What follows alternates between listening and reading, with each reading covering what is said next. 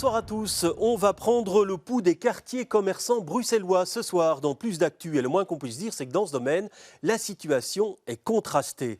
Certains attirent toujours les foules, ceux de l'hypercentre notamment, mais d'autres par contre sont confrontés à une vacance très importante. On va voir ça en détail avec nos invités.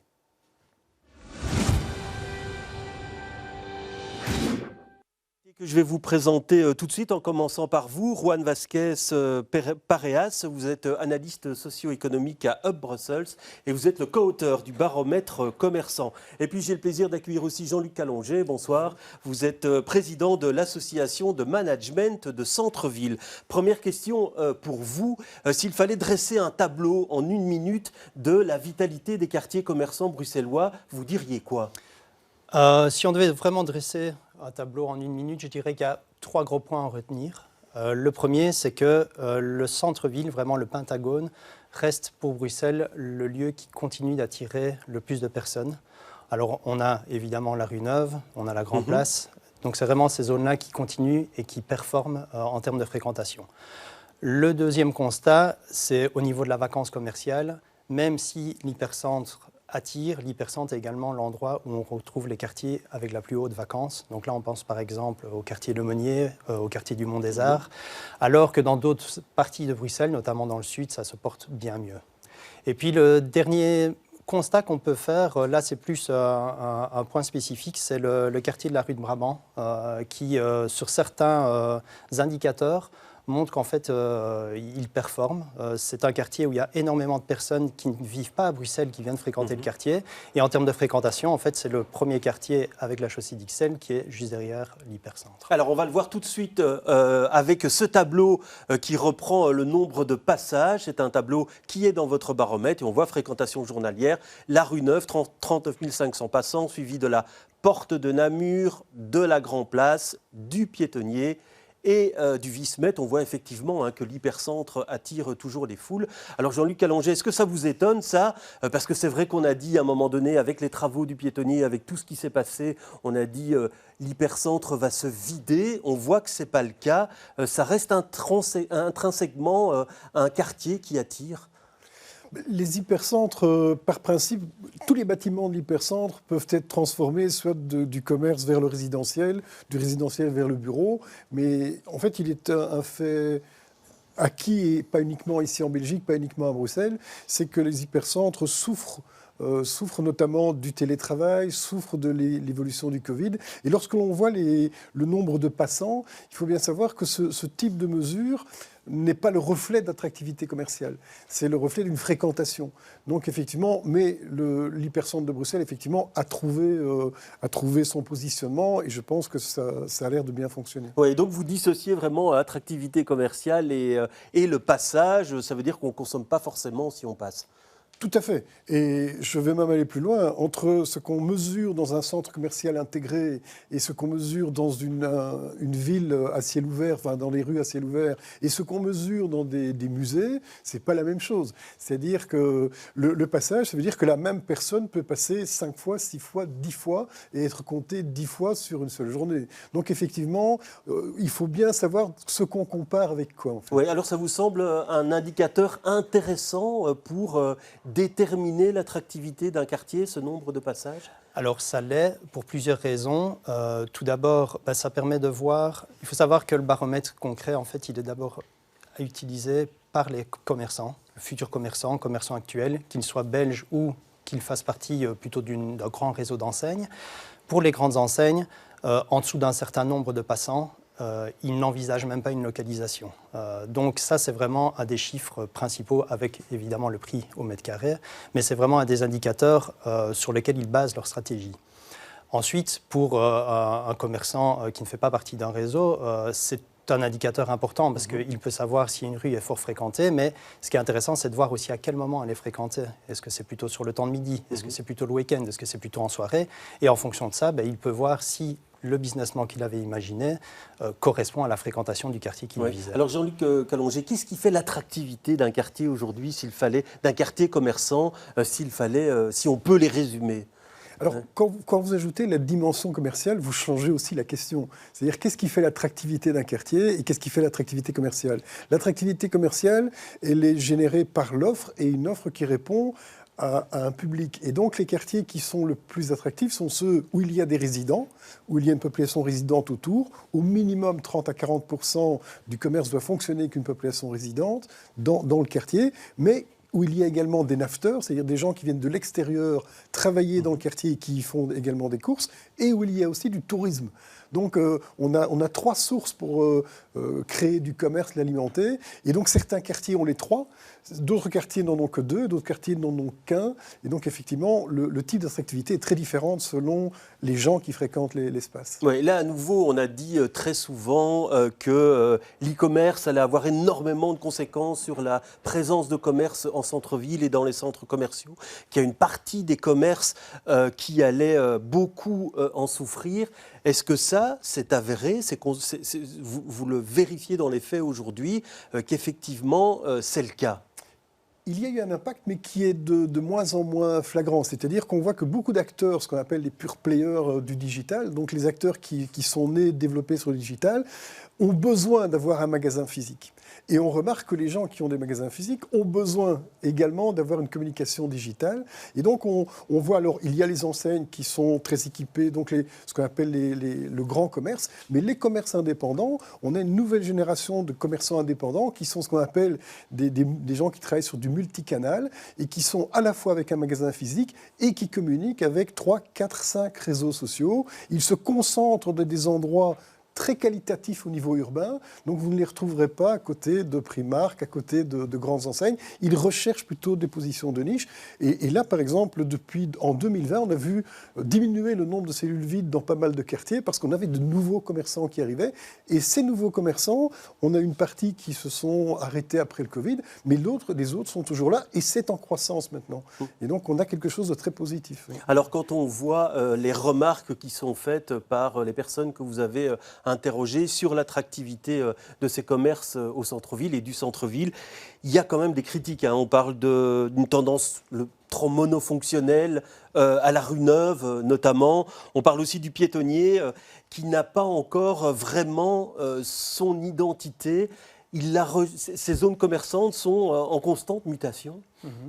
Alors, pour la première remarque, c'est vrai que quelque chose qui est souvent formulé par les gens qu'on interroge, c'est qu'il y a une standardisation de l'offre. Alors à la fois le fait que, en fait, si on va à la rue Neuve ou si on va sur une grande artère dans une autre ville, grande ville d'Europe, on va voir les mêmes enseignes. Et donc là, il y a peut-être un effet pour les gens du fait que, comme c'est pareil qu'ailleurs, il n'y a pas d'exclusivité. Donc ça, c'est la première chose. Alors ensuite, concernant le piétonnier, le fait qu'il se cherche une image, c'était peut-être le cas il y a 2-3 ans. On constate maintenant que ça a quand même bien évolué. On a un endroit qui est de plus en plus approprié par les gens. Les gens y circulent, s'y arrêtent, y consomment. C'est quelque chose qu'on voyait très peu vraiment directement à l'ouverture et à la fin des travaux en 2018-2019. Oui, alors on va voir un autre tableau, on parlait de commerce monofonctionnel, c'est la présence de l'Horeca dans certains quartiers. Ah non, ça ce sont les dépenses, mais je voudrais le tableau, si c'est possible, sur l'importance de l'Horeca dans certains quartiers. On voit que dans le quartier du Luxembourg, c'est 66%, le Congrès 52%, le Piétonnier 51%, le Mont des Arts 44%, Gare du Midi également. Un mot pour vous, Jean-Luc Callonger. On a souvent aussi comme remarque qu'il y a toute cette zone, comme le Piétonnier, est envahie aujourd'hui de grandes chaînes d'Horeca et que ça manque de diversité. Est-ce que c'est un phénomène qu'on constate à d'autres endroits ? Globalement, sur l'Europe occidentale, le pourcentage de commerce lié à l'Horeca, donc les restaurants, les cafés, augmente dans les centres-villes. Le pourcentage de l'équipement de la personne et de la maison, essentiellement les vêtements, chaussures, etc., là est en diminution très nette. Donc effectivement, les restaurants-cafés prennent de plus en plus de part dans l'attractivité, mais un certain type d'attractivité. Oui, mais là aussi, avec aussi la remarque qu'on fait souvent, c'est que c'est les mêmes grandes chaînes qu'on retrouve partout. Là où les loyers sont les plus élevés, effectivement, on retrouve les grandes chaînes et essentiellement du fast-food. À l'heure actuelle, dans le monde du commerce, dans le monde du retail, on a le secteur de l'alimentaire, les supermarchés alimentaires, supérettes qui sont en croissance en nombre de points de vente. On a le fast-food qui veut s'installer partout. Il y aura un réajustement à un certain moment. Les autres activités sont plus discrètes et il y a peu de croissance. Ouais, et donc, c'est un phénomène inéluctable, ça, au vu des prix des loyers à certains endroits? C'était le cas, ça l'est de moins en moins. C'était le cas, c'est-à-dire que le piétonnier, il n'existe pas en fait, le piétonnier. On a des piétonniers. Sur le même espace, la partie centrale du piétonnier fonctionne comme Johan vient de nous le dire. Les zones périphériques du piétonnier, c'est déjà beaucoup moins facile et beaucoup moins sympathique à gérer. Et donc, mais effectivement, il y a une uniformisation.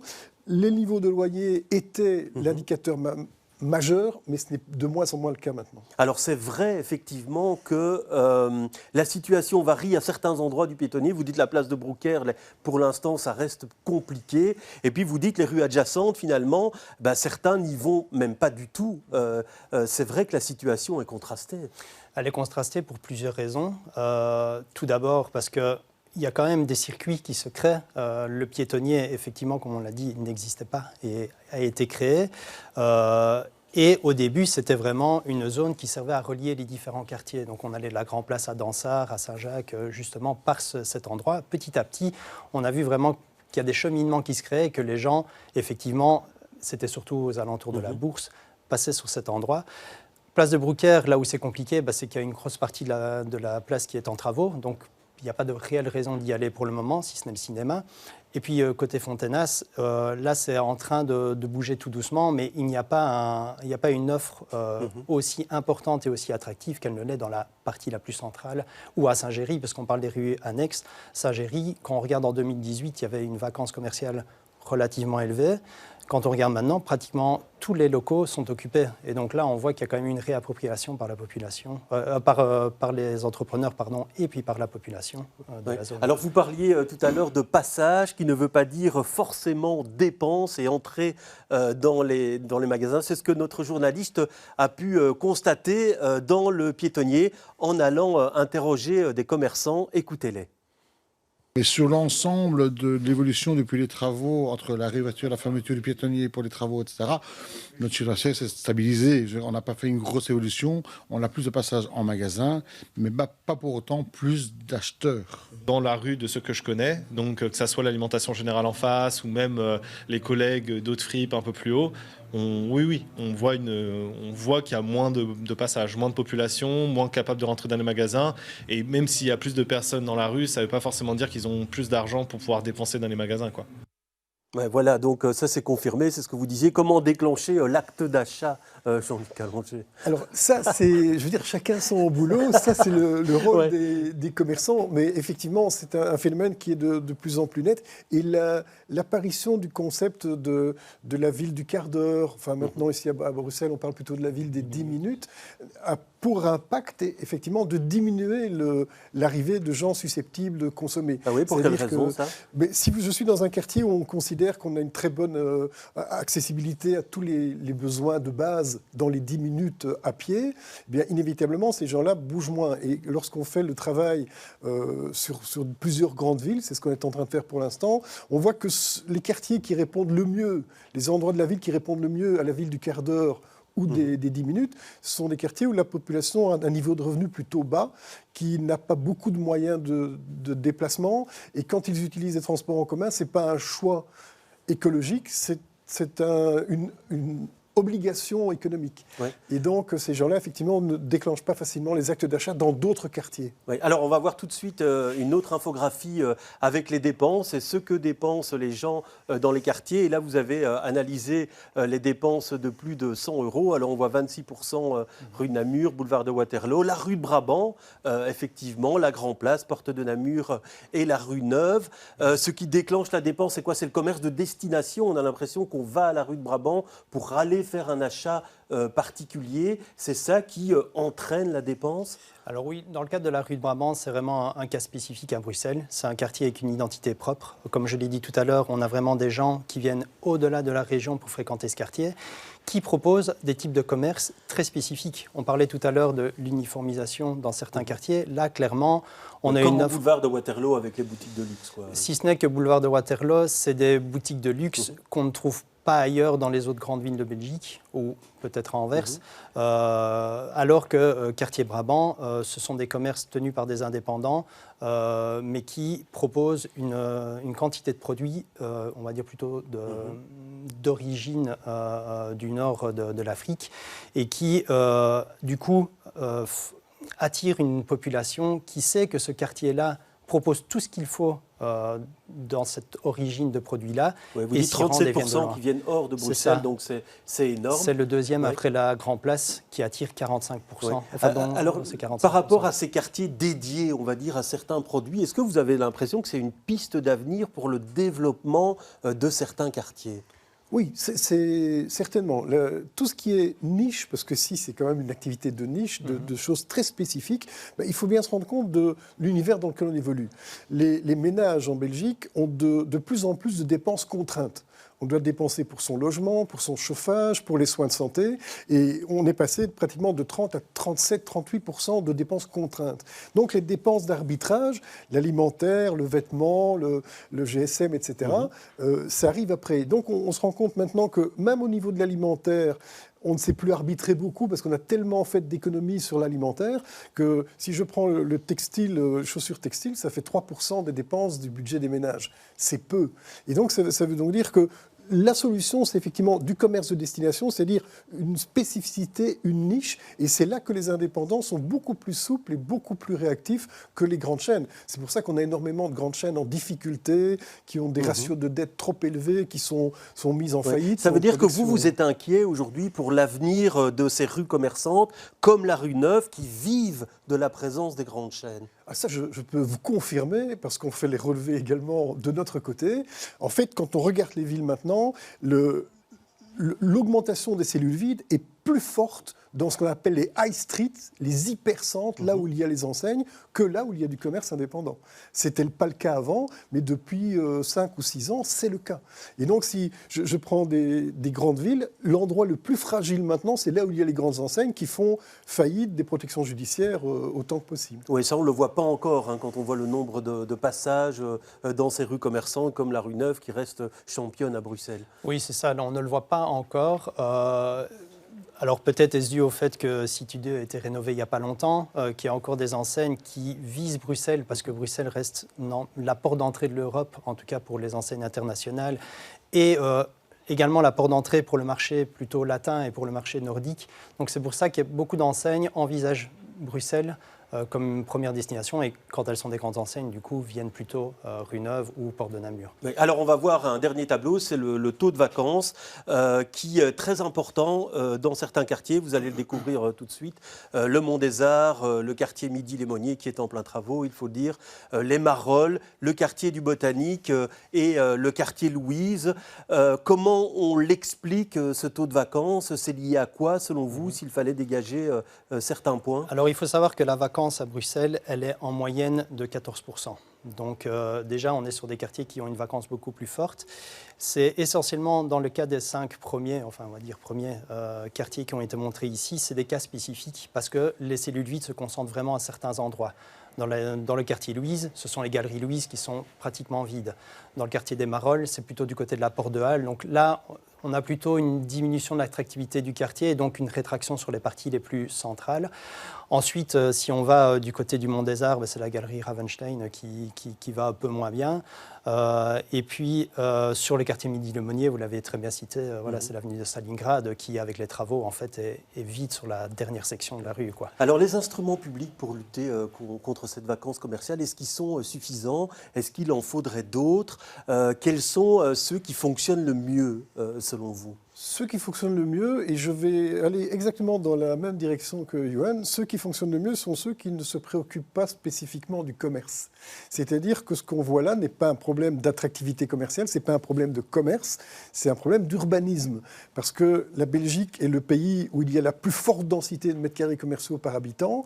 Au sein de la Belgique, Bruxelles est une des zones où il y a la plus forte densité de commerce par habitant. On dépasse 1,82 mètres carrés par habitant, c'est énorme. énorme. En Europe, on est à 1,4, à 1,42. Donc, ce n'est pas un problème de commerce. Le commerce, il est là. Il s'est déplacé, c'est ce que vous dites. Il est plus là-bas, il est plus là-bas, il s'est déplacé. Donc, dire qu'on va remplir ça avec du commerce, c'est une vue de l'esprit. Donc, ça n'arrivera jamais. Alors, qu'est-ce qu'il faut faire? Les transformer Effectivement, il faut pouvoir avoir d'autres fonctions non commerciales. Alors, on a le résidentiel auquel on pense tout d'abord, mais maintenant, on voit surtout se développer partout, c'est l'arrivée des loisirs. On a énormément d'acteurs qui, et alors ça peut aller de 40 mètres carrés jusqu'à 25 000 mètres carrés, qui recherchent des espaces pour pouvoir offrir du service, entre guillemets, sous forme de loisirs. Oui. Alors on parlait de situations contrastées dans la vacance, dans le nombre de cellules commerciales vides. Et quand on voit par exemple, il y a 2% dans le quartier Saint-Job, 3% dans le cimetière d'Ixelles, il y a vraiment des zones qui attirent très fortement. Alors oui, il faut savoir que dans le sud de la région bruxelloise, c'est une des parties de la région où commercialement, le commerce n'est pas partout. Dans l'hypercentre et dans la première couronne, on a vraiment du commerce partout. Et donc, indubitablement, il y a des cellules vides qui se sont créées. Alors que, vraiment, en deuxième couronne et plus spécifiquement dans le sud, on a vraiment plutôt des concentrations à certains points du territoire. Et donc, ces concentrations vont assez bien parce qu'en fait, il n'y a pas d'offres partout. Et donc, les gens ont tendance à aller sur ces points-là. Pour revenir sur le cas de Saint-Job, il y a 5-6 ans d'ici, on était à 10% de vacances. Et puis, il y a eu les travaux de réaménagement et on est maintenant à 2%. Donc, on voit aussi qu'il y a eu un retour des investisseurs, on va dire, des gens qui veulent créer leur entreprise à s'installer. Oui. Est-ce que l'investissement public suffit à certains moments à dynamiser un quartier? Ou alors c'est un instrument, mais il ne suffit pas? On a plusieurs exemples où l'aide a été sous forme d'aide à l'implantation qui existe à Bruxelles, mais également en Flandre, un peu et dans partout, certaines communes aussi. Oui, on l'a beaucoup. Et donc l'idée, c'était, à l'implantation, on vous offre 6 000 ou 7 500 €, une aide au loyer, etc. Et on voit que ça peut ponctuellement avoir un impact, mais ça reste très très ponctuel. C'est-à-dire quand on veut essayer de généraliser ce type d'offre sur l'ensemble du territoire, si on saupoudre, alors on n'a plus aucun impact. On peut avoir un impact très limité spatialement dans un morceau de rue et attirer là-bas 1 ou 2 commerces et recréer une dynamique. Mais si on l'étend sur tout le territoire, ça n'a plus aucun impact. Alors vous le disiez, il y a énormément de surfaces commerciales en région bruxelloise. Et il y a encore d'autres projets. Il y a ce projet de shopping center qui s'appelle Néo, donc dans le quartier du Hezel. C'est un vieux projet déjà qui a plus d'une dizaine d'années. Est-ce que selon vous, il est encore opportun aujourd'hui cet investissement-là? Sincèrement, non. On n'est plus du tout, et j'invite d'ailleurs tous les gens qui vous suivent à jeter un coup d'œil sur les cours de bourse de Westfield, Unibail Rodamco, qui est le promoteur concerné. En 10 ans, leur action a perdu 30 à 35% de sa valorisation, ce qui veut donc dire que ce n'est plus l'investissement en immobilier commercial n'est plus très intéressant au niveau boursier. Les enseignes, les grandes enseignes qui sont les locataires sont de plus en plus en difficulté. Regardez le nombre d'enseignes qui ont dû mettre la clé sous la porte ou se mettre en protection judiciaire. Et donc, imaginons même qu'ils aient les financements pour pouvoir faire le centre commercial. Imaginons même qu'ils trouvent les enseignes. Qui va acheter aujourd'hui un centre commercial? Or, un promoteur, le but, c'est je construis pour vendre. Je construis, je loue, je vends. Et donc, effectivement, voilà. Et donc, selon vous, la ville de Bruxelles ne doit pas s'entêter dans la réalisation de ce projet? Ça, c'est un choix politique. Non, mais vous qui êtes... En tout cas, sur le marché du retail, prenez toutes les CIR, les sociétés immobilières réglementées spécialisées en immobilier commercial, regardez leurs cours de bourse, regardez Weroldave, regardez Westfield, vous allez voir qu'en 10 ans, c'est une chute, on perd 30-40% de valorisation. Ce n'est plus le secteur dans lequel on investit. Maintenant, on investit en logistique, on investit dans le résidentiel.